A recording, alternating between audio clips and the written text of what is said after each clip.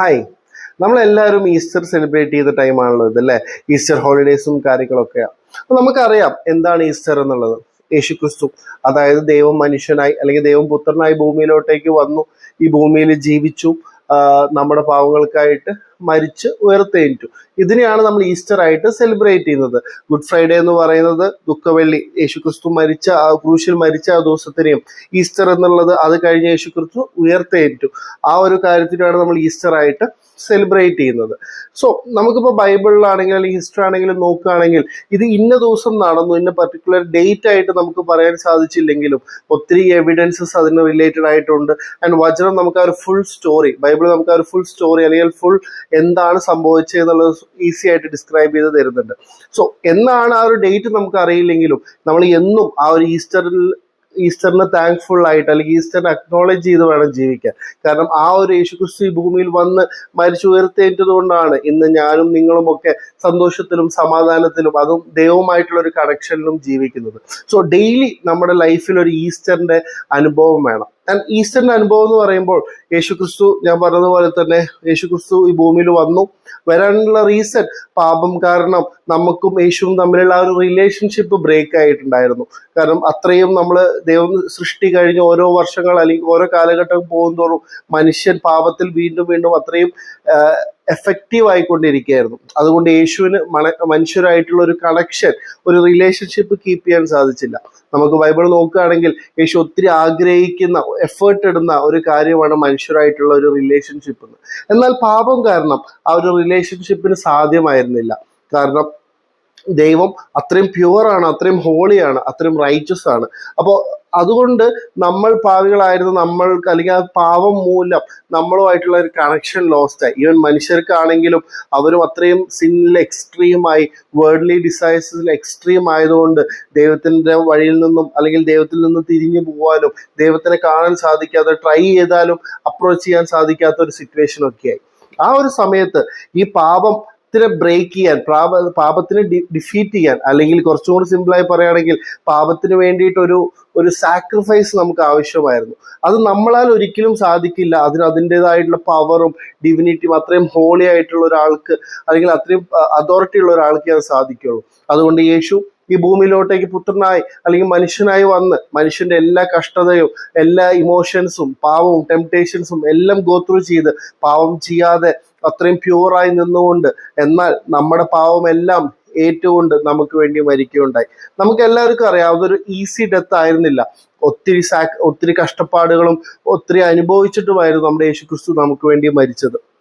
So ആ മരണത്തിലൂടെ, അതാണ് നമ്മുടെ ഇന്നത്തെ നമ്മുടെ മെയിൻ പോയിന്റ് എന്നുള്ളത് അല്ലെങ്കിൽ ഹൈലൈറ്റ് എന്നത്.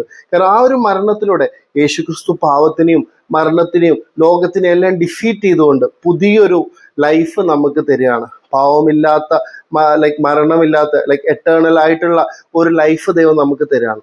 സോ ഈസ്റ്ററിലൂടെ നമുക്ക് കിട്ടിയ ഗിഫ്റ്റ് എന്താണെന്ന് ചോദിച്ചു കഴിഞ്ഞാൽ ആ ഒരു പുതിയൊരു ജീവിതമാണ്. സോ ആ ഒരു ന്യൂ ലൈഫിൽ വേണം നമ്മൾ ഈ ഒരു ടൈമിൽ പ്രത്യേകിച്ച് ഒന്നും കൂടെ അക്നോളജ് ചെയ്ത് മനസ്സിലാക്കി ഒരു പുതിയ ലൈഫിൽ വേണം ജീവിക്കാൻ വേണ്ടിയിട്ട്. സോ ഈസ്റ്റർ ആഘോഷിക്കുന്ന അല്ലെങ്കിൽ ഈസ്റ്റർ ടൈമിലായിരിക്കുന്ന നമുക്ക് ദൈവം നമുക്ക് വേണ്ടി തന്നിട്ടുള്ള ആ ഒരു ന്യൂ ലൈഫിനെ അക്നോളജ് ചെയ്ത് പുതിയൊരു ലൈഫ് എന്ന് പറയുമ്പോൾ എങ്ങനെയാണ് ദൈവമായിട്ട് ആ ഒരു റിലേഷൻഷിപ്പ്, ആ ഒരു കണക്ഷൻ വെച്ചുകൊണ്ട്, അല്ലെങ്കിൽ അതേപോലെ തന്നെ പാപത്തിൽ നിന്ന് വിട്ടുവന്നൊരു പാപത്തിലോട്ടേ പോവാതെ അതിനുപരി ദൈവം നമുക്ക് തന്ന ഒരു ഗിഫ്റ്റ്, എക്സ്ട്രാ അഡീഷണൽ സാധനമാണ് ദൈവത്തിന്റെ സന്തോഷവും സമാധാനവും ഹോപ്പെല്ലാം. സോ ഇതെല്ലാം നിറഞ്ഞുകൊണ്ട് വേണം ദൈവമായിട്ടുള്ള റിലേഷൻഷിപ്പിൽ വേണം നമുക്ക് പുതിയൊരു ലൈഫ് കണ്ടിന്യൂ ചെയ്യാൻ. സോ ഈസ്റ്ററിൽ എൻ്റെ വിഷ് ഇതാണ്. ആ ഒരു നമുക്ക് അത്രയും കിട്ടിയിട്ടുള്ള ഒരു ഗിഫ്റ്റ് അത്രയും നമ്മളെ ലക്കി ആക്കി തീർക്കുകയാണ്. ഇനിയൊരു വേറൊരു എക്സാമ്പിൾ വെച്ച് നോക്കുകയാണെങ്കിൽ നമുക്കത് കുറച്ചും കൂടി ഈസി ആയിട്ട് മനസ്സിലാവും. പഴയ നിയമത്തിലെ എബ്രാമിന്റെയും ഐസക്കിന്റെയും സ്റ്റോറി നമുക്ക് എല്ലാവർക്കും അറിയാം. എബ്രാമിന് ആ ഒരു പ്രായ ടൈമിൽ അത്രയും വെയിറ്റ് ചെയ്ത് കിട്ടിയിട്ടുള്ള ഒരു പുത്രനായിരുന്നു ഐസക്ക്. അപ്പൊ ദൈവം എബ്രാമിനെ ടെസ്റ്റ് ചെയ്യാൻ വേണ്ടി ഐസക്കിനെ സാക്രിഫൈസ് ചെയ്യൂ എന്നുള്ള രീതിയിൽ പറഞ്ഞു. എബ്രാം ദൈവത്തിന് അത്രയും ഭയന്നുകൊണ്ടും അത്രയും വിശ്വസിച്ചുകൊണ്ടുള്ള ഒരാളായതുകൊണ്ട് എബ്രാം ദൈവത്തിന് അനുസരിക്കുവാനും ഈ പുത്രനെ സാക്രിഫൈസ് ചെയ്യുവാൻ വേണ്ടി അവർ പോകുകയായിരുന്നു. ആ ഒരു മൊമെന്റിൽ അവരവിടെ എത്തിക്കഴിയുമ്പോൾ ദൈവം എബ്രാമിനോട് പറയാണ്, നിന്റെ വിശ്വാസത്തെ ഞാൻ കണ്ടിരിക്കുന്നു, നിന്റെ എഫേർട്ടിനെ ഞാൻ കണ്ടിരിക്കുന്നു, ഐസക്കിനെ കൊല്ലണ്ട എന്ന്. ആൻഡ് അവിടെ ഐസക്കിന് പകരം ഒരു ലാംബ്, ഒരു കുഞ്ഞാട് അവിടെ സാക്രിഫൈസ് ആയി തീരുകയാണ്. അപ്പൊ നമുക്ക് എബ്രാമിന്റെ പോയിന്റ് ഓഫ് വ്യൂ എന്ന് നോക്കുകയാണെങ്കിൽ, എബ്രാം നോക്കുമ്പോൾ ജസ്റ്റ് ആയിട്ട് നോക്കുമ്പോൾ തൻ്റെ മകൻ മരിക്കേണ്ടവിടത്ത് ഒരു കുഞ്ഞാട്, ഒരു ലാമ്പ് മരിക്കുകയാണ്.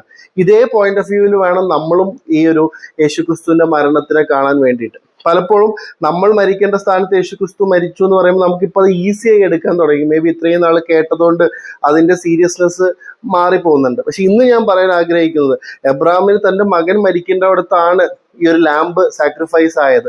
അതേപോലെ തന്നെയാണ് ഇപ്പൊ ഞാൻ മരിക്കേണ്ട അടുത്ത് ദൈവം സാക്രിഫൈസ് ആയി, അല്ലെങ്കിൽ എൻ്റെ മകൻ, അല്ലെങ്കിൽ എൻ്റെ ഒരു അത്രയും പ്രിയപ്പെട്ട ഒരു മകൾ മരിക്കേണ്ടത്, നിങ്ങളുടെ അത്രയും പ്രിയപ്പെട്ട നിങ്ങളുടെ സ്വന്തം മകളോ മകനോ മരിക്കേണ്ടടുത്താണ് യേശുക്രിസ്തു മരിച്ചത്. സോ നമ്മുടെ മക്കള് മരിക്കുക എന്ന് പറഞ്ഞാൽ നമുക്ക് അത്രയും വലിയൊരു ലോസ് അല്ലേ? അപ്പൊ ആലോചിച്ച് നോക്ക്, നമുക്ക് നമ്മുടെ മക്കളെ നമുക്ക് ലോസ് ആവേണ്ട ഒരു സാഹചര്യത്തിൽ അതാവാതെ ദൈവം നമ്മൾ അത്രയും സ്നേഹിച്ചു, അല്ലെങ്കിൽ നമുക്ക് അത്രയും പ്രിയപ്പെട്ട ഒരാൾ മരിക്കുന്ന ആലോചിച്ച് നോക്കിക്കേ.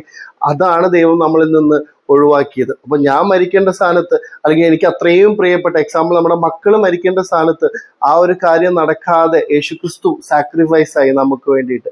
അതിനുപരി അത് മാത്രം പോരാഞ്ഞിട്ട് ഇന്നും നമുക്ക് വേണ്ടി യേശുക്രിസ്തു പ്രവർത്തിച്ചുകൊണ്ടിരിക്കുകയാണ്. ഇന്നും നമ്മുടെ കൂടെ നമ്മളെ പ്രൊട്ടക്ട് ചെയ്ത് നടക്കുകയാണ്. അതിനുപരി എക്സ്ട്രാ അഡീഷണൽ ആയിട്ട് നമുക്ക് ദൈവത്തിന്റെ സന്തോഷവും സമാധാനവും ഗൈഡൻസ് ഒക്കെ ഇന്നും തരുന്നുണ്ട്. ആൻഡ് അതിനും ഉപരിയായിട്ട് ആ ഒരു പവർ, ആ ഒരു അതോറിറ്റി, ലൈക്ക് യേശുക്രിസ്തു വന്ന് ഇവിടെ ജയിച്ച ആ ഒരു വിക്ടോറിയസ് ആയിട്ടുള്ള അതോറിറ്റിയും നമുക്ക് തരാണ്. സോ ഇത്രയും കിട്ടിയ നമ്മളിൽ ലക്കിയല്ലേ?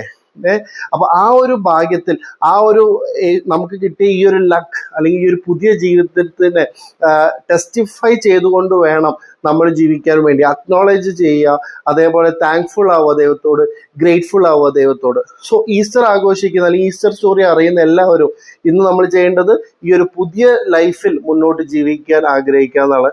ഇത് വിശ്വസിക്കാത്തവരോട് എനിക്ക് പറയാനുള്ളത്, ഇത് പെട്ടെന്ന് കേൾക്കുമ്പോൾ ഇങ്ങനത്തെ ഒരു സ്റ്റോറി ആർക്കും വിശ്വസിക്കാൻ, ഇതൊക്കെ നടന്നിട്ടുണ്ടാവോ, ഒരു വ്യക്തി ഇങ്ങനെയൊക്കെ ചെയ്യുമോ എന്നുള്ള ചോദ്യങ്ങൾ ഉണ്ടാവാം. അല്ലെങ്കിൽ ഈ ഒരു ആ ഒരു ഫുൾ സ്റ്റോറി എടുക്കുകയാണെങ്കിൽ ഒത്തിരി ക്വസ്റ്റ്യൻസ് ഉണ്ടാക്കുന്ന ഒരു സ്റ്റോറിയാണ്. പക്ഷെ എനിക്ക് പറയാനുള്ളത് ഇത്രയേ ഉള്ളൂ. ആസ് എ ലിവിങ് ടെസ്റ്റിമണി ഞാൻ പറയുകയാണ്, ഇതൊരു നമ്മള് ലൈക്ക് എന്താ പറയാ, അങ്ങനെ ക്വസ്റ്റ്യൻ ചെയ്ത് മനസ്സിലാക്കേണ്ട ഒരു കാര്യമല്ല, ജീവിച്ച് എക്സ്പീരിയൻസ് ചെയ്യേണ്ട ഒരു കാര്യമാണ് ക്രിസ്ത്യാനിറ്റി. അല്ലെങ്കിൽ ദൈവമായിട്ടുള്ള ഒരു റിലേഷൻഷിപ്പ് എന്ന് പറഞ്ഞു കഴിഞ്ഞാൽ എക്സ്പീരിയൻസിലൂടെ മാത്രമാണ് നമുക്ക് സ്ട്രോങ് ആക്കാൻ പറ്റുള്ളൂ. ആ ഒരു സന്തോഷം, ആ ഒരു സമാധാനം, ആ ഒരു പ്രത്യാശ, അത് എക്സ്പീരിയൻസ് ചെയ്യേണ്ടത് തന്നെയാണ്. അപ്പോൾ ഈ ഈസ്റ്റർ കാലഘട്ടത്തിൽ എല്ലാവർക്കും അത് സാധിക്കട്ടെ എന്ന് ഞാൻ വിഷ് ചെയ്യുന്നു. ഒരിക്കൽ കൂടെ ഹാപ്പി ഈസ്റ്റർ. Thank you.